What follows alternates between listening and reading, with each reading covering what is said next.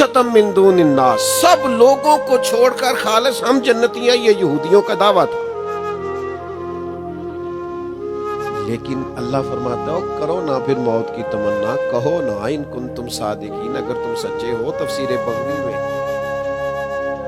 हदीस मौजूद है, नबी करीम अलैहिस्सलाम ने फरमाया अगर यहूदी इस आयत के बाद मौत की तमन्ना कर लेते, या अल्लाह हमें मौत दे, अगर वो कह देते तो उसी वक्त मर जाते सारे। अल्लाह फरमाते करो ना भी मौत की तमन्ना, अगर तुम्हें खबर है कि जन्नत तुम्हारी है और तुम्हारे अलावा कोई नहीं जाए तो मौत की तमन्ना करो। फिर फरमाया वलन यतमन्नहु अबदम बिमा कद्दमत ऐदी, ये कभी महबूब मौत की तमन्ना नहीं करेंगे, ये कभी नहीं करें। क्यों नहीं करेंगे? इन्हें पता है हमने आगे क्या करतूत भेजे हुए। जिसको अपने करतूतों का पता हो वो मौत की तमन्ना, इनको पता है हमने आगे के लिए क्या भेजा है। मौत की तमन्ना तो करे फारूक आजम, हजरत उमर करे, पढ़ो ना बुखारी, हर रोज ही करें और हर नमाज के बाद ही करें। अल्लाहुम्मा अर्जुकनी शहादतन फी सबीलिक, या अल्लाह कभी अपने रास्ते में शहादत की मौत दे देना, लेकिन या अल्लाह मौत अपने नबी के शहर में देना, शहादत मिले और तेरे नबी के शहर में मदीना भी नहीं छोड़ना चाहते। शहादत की दुआ करें ये लोग, शहादत की। कौन? जिनको पता है कि हमें हमारे नबी पाक ने बताया है कि तुमने नेकी कैसे करनी है, गुनाह से कैसे बचना है। ये मौत की तमन्ना करते थे, ये दुआ करते थे, पर किस मौत की? शहादत की मौत की। वैसे मौत की तमन्ना करना मना है, बुखारी शरीफ में मौजूद है। हुजूर अलैहिस्सलाम ने फरमाया दुनियावी मुश्किलात से घबरा कर मौत की तमन्ना ना करो। साढ़े कुछ बंदे रोज ही कहते अल्लाह करे मैं मर जाऊं। घर में हल्की सी लड़ाई हुई नहीं और अपने आप को बद्दुआएं दी नहीं, बहुत बड़ा जुर्म है, कबीरा गुनाह है। दुनियावी मुश्किलात से घबरा कर मौत की तमन्ना करना मना है। हुजूर ने फरमाया अगर ज्यादा ही कहना हो तो इतना कह लो कि या अल्लाह जब तक मेरा जिंदा रहना मेरे हक में बेहतर है, मुझे जिंदा रखना, और जब मेरा दुनिया से जाना बेहतर है तो फिर मुझे ईमान की मौत अता फरमा। लेकिन ये दुनियावी मुश्किलात से घबरा कर मौत की तमन्ना करना मना। सहाबा शहादत की आरजू करते और तलब करते। ये बदर से लेकर करबला तक ये सारा निसाब शहादत है, ये सारा उन्वाने शहादत है, ये सारी जिंदगी दुआए शहादत, ये सुबह और शामें सिर्फ मंजिल शहादत की तरफ बढ़ने के लिए। उन लोगों को पता था असल घर तो हमारा आखिरत है, तो शहादत मिलेगी तो आखिरत में जाके वो बड़ा घर पाएंगे। याद रखना ये जो चारों जानिब मौत का खौफ हमें सताता है, इसी बुनियाद पर तो बातिल हमें डराता है। ये जो बार बार हम खौफ खाते हैं, डर जाते हैं, सहम जाते हैं, और बहुत सारे लोगों के हाथ पैर फूलने लगते हैं मौत के नाम से। तो मेरे भाई याद रखना ये जो लोग मैदानों में निकल आते थे ना, इन्हें तो मस्ती चढ़ी हुई होती थी शहादत की। एक खत है, इमाम तबरानी ने एक खत नकल किया है, हजरत खालिद बिन वलीद रदी अल्लाह ताला अन्हु ने जब ईरानियों के खिलाफ जिहाद का ऐलान किया ना, उस वक्त जब ईरान को फतह किया था और इस्लाम ईरान में पहुंचा था, तो जनाब खालिद बिन वलीद रदी अल्लाह ताला अन्हु ने ना एक खत लिखा था अहले ईरान को। वो खत बड़ा अनोखा है, बड़ा हसीन है, बड़ा खूबसूरत है। अजमी लोग, ईरानी लोग, बल्कि इस्लाम से पहले तो सारे लोग ही शराब पीते थे, तो कुछ देर के लिए शराब की मस्ती चढ़ती थी, नशा चढ़ता था। तो हजरत खालिद बिन वलीद रदी अल्लाह ताला अन्हु ईरानियों को मुखातिब करके कहने लगे ये हमें इतनी मस्ती है, इतना नशा है शहादत का कि जितना नशा तुम्हें शराब का नहीं होता, हमें उससे बढ़कर भी शहादत का नशा है। ये हजरत खालिद बिन वलीद रदी अल्लाह ताला अन्हु ने, इमाम तबरानी इस रवायत को लाए।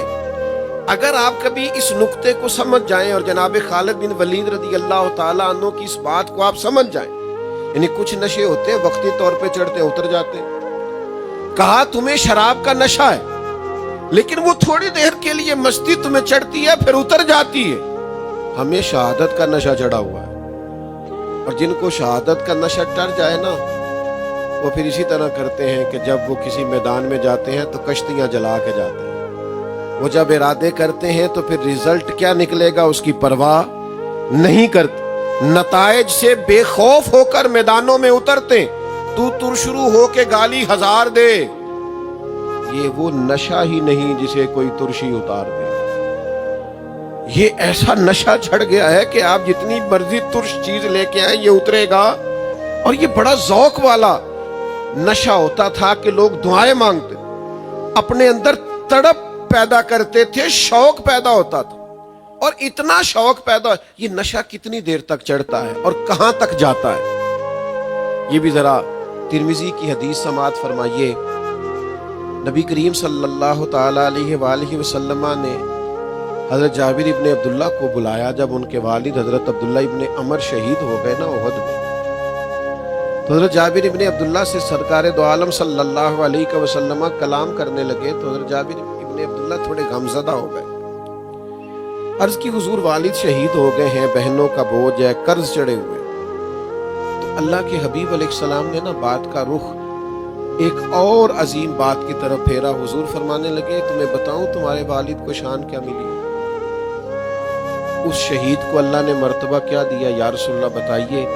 اللہ کے حبیب فرمانے لگے جو بھی شہید ہوا ہے رب نے اس پر پردے ڈال کے کلام کیا ہے، جب تیرے والد شہید ہوئے ہیں تو اللہ نے بے پردہ کلام فرمایا ہے۔ حضرت جابر ابن عبداللہ بڑے سیانے تھے، یہ صحابہ جو تھے یہ حضور کے مزاج کو جانتے تھے، جب یہ کہا نا کہ بغیر پردوں کے کلام کیا تو فوراً ان کی طبیعت میں اور طلب پیدا ہوئی، آنکھیں اور کھل گئی، ذوق اور بیدار ہو گیا، یعنی اب وہ پوچھ رہے تھے حضور اگر آپ کو یہ پتہ ہے نا کلام کیا ہے تو پھر یہ بھی پتہ ہے کیا کلام کیا ہے، پھر وہ دو چار باتیں بھی اگر ہو جائیں نا تو کمال ہو جائے۔ تو حضور فرمانے لگے جابر جب تمہارے والد رب کے حضور پیش ہوئے تو اللہ کریم نے بے پردہ کلام فرمایا اور فرمایا عبداللہ مانگیے کچھ، اللہ کرے آپ کو سمجھ آئے، یعنی خدا خود میر مجلس بھود، اللہ نے فرمایا مانگیے کچھ، مالک کریم نے۔ تو یہ شہادت کا نشہ اتنا تگڑا ہوتا ہے کہ حضرت عبداللہ ابن عمر عرض کرنے لگے، حضور فرماتے وہ رب کی بارگاہ میں عرض کرنے لگے مالک عرض یہ ہے کہ اگر ایک دفعہ پھر دنیا میں بھیجے نا اور پھر تیرے نبی کی قیادت میں جہاد ہونا، میرا ذرا دوبارہ شہید ہونے کو دل کرتا ہے۔ یعنی یہ وہ نشہ ہے، وہ کوئی اور ہے جو پانی ملا کے پیتے ہیں، یہاں تو قلم لگی ہم بوتل ہلا کے پیتے ہیں۔ کہا وہ یہ تو معاملہ ہی کوئی تھوڑا انوکھا ہے، یہ اتنا نرالا نشہ ہے، لوگ کہتے ہیں جناب علی اکبر بھی چلے گئے تھے کربلا میں، جناب قاسم بن حسن 17-18 سال کی عمر میں چلے گئے تھے۔ میں نے کہا تم نے وہ ذائقہ چکھا ہی نہیں نا شہادت والا، تم نے وہ چکھا نہیں، تمہیں کیا پتا ہو۔ لوگ کہتے ہیں اتنے جنازے اٹھا کے بھی امام حسین دلیر تھے، میں نے کہا تمہیں اس ذائقے کا پتا نہیں، اے پوچھو نہ نو جنہ پیتی آ پھر ہونا تے کی بیتی آ جناد وچکارے توڑ دیتی جئی نیتی جئی نہ نیتی آ۔ یہ تو اس سے پوچھ جو اس کا آشنا ہے، جسے پتا ہے کہ یہ اصل کیف ہوتا کیا ہے شہادت والا، یہ درد کیا ہے، یہ ذوق کیا ہے۔ تم اس رستے کے مسافری نہیں ہو، دور کھڑے ہو کے سوال پہ سوال کیے جا رہے ہو کہ انسان کے اعصاب کیسے برداشت کرتے، تمہیں پتہ نہیں۔ یہ ایک باقاعدہ لطف ہے، یہ ایک باقاعدہ سرور ہے، یہ شہادت ایک لذت ہے، یہ ایک کیف ہے۔ کبھی آپ نے دیکھا گھروں میں قرآن اندازی ہوتی ہے باپ بیٹے کی، اکثر نہیں ہوتی، کس بات پہ ہوگی؟ اور اگر کسی گھر میں باپ اور بیٹا قرآن ڈالیں اور ڈالیں اس بات پہ کہ پہلے میں نے شہید ہونا، کوئی کیف تو ہے نا، پیچھے کوئی داستان ہے اس کے، کوئی لذت تو ہے نا میرے بھائی۔ یہ ایسے ہی تلواریں چمک گئیں، یہ ایسے ہی لوگ دعائیں مانگتے رہے صبح شام، کچھ اس کے پیچھے ایسا کیف تھا۔